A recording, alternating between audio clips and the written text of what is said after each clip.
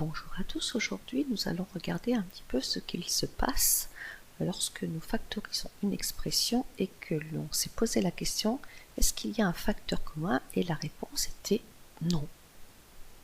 Donc voilà l'expression proposée. Donc on voudrait factoriser 49x au carré moins 16. Donc je vous rappelle la méthode 1, je compte le nombre de termes, donc j'ai un premier terme 49x au carré et un second terme 16.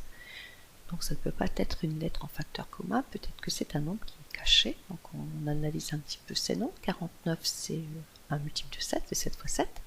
Et puis 16, c'est pas un multiple de 7. Pas dans la table des 7, c'est un multiple de 2, de 4, de 8. C'est pas un multiple de 7. Ça veut dire qu'il n'y a pas de facteur commun en tout cas.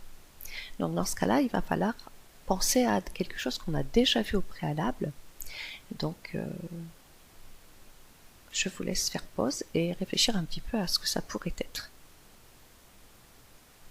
Donc vous aiguillez un petit peu, 49, on a dit que c'était le carré de 7, puisque c'est 7 fois 7.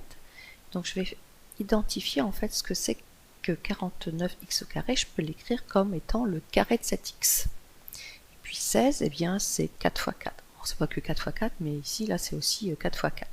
Donc je vais faire apparaître un petit carré.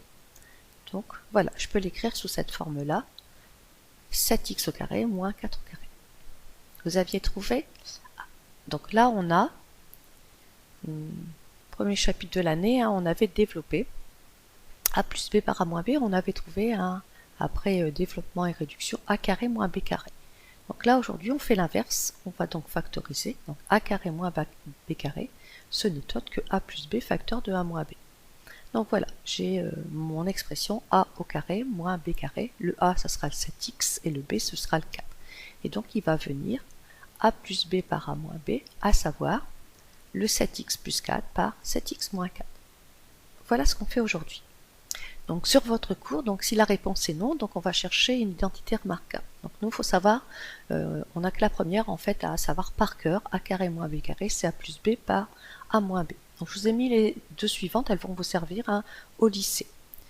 Donc a plus b carré, quand on avait développé, c'était bien a carré plus 2ab plus b carré, et la même avec le signe moins, a moins b au carré, a carré moins 2ab plus b carré.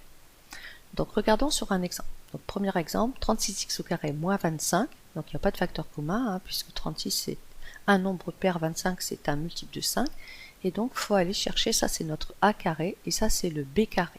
Donc 36x au carré, c'est le carré de 6x, et 25, c'est le carré de 5. Première étape, je fais apparaître mes carrés. Voilà, j'applique ma formule, a plus b par a moins b, donc 6x plus 5 par 6x moins 5. Voilà, nous on va en rester là pour notre programme. Si on veut aller un petit peu plus loin, donc deuxième expression, x au carré plus 4x plus 4, donc 3 termes. Alors rien de commun entre le x au carré et le 4, donc tout de suite il faut penser identité remarquable. Donc j'ai 3 termes, j'ai un plus, donc c'est forcément le a plus b au carré. Donc on va aller chercher mon a et mon b. Donc là j'ai mon a au carré, donc x au carré c'est le carré de x, et mon 4 c'est le carré de 2. Donc a va valoir x, et le b va valoir 4. Donc je peux faire réapparaître mon a, mon b. Donc j'ai juste réécrit mon double produit, 4x c'est 2 fois 2 fois x, et donc là je peux appliquer ma formule a plus b au carré, x plus 2 au carré. Et enfin sur un dernier exemple, j'ai 3 termes, alors rien de commun entre mon premier terme 16x au carré et 1, donc pareil, il faut penser à identité remarquable, 3 termes avec un moins sur le double produit, donc c'est donc a moins b carré. Donc je vais chercher, ça c'est mon a au carré, donc ça c'est le carré de 4x, et ça c'est le carré de 1.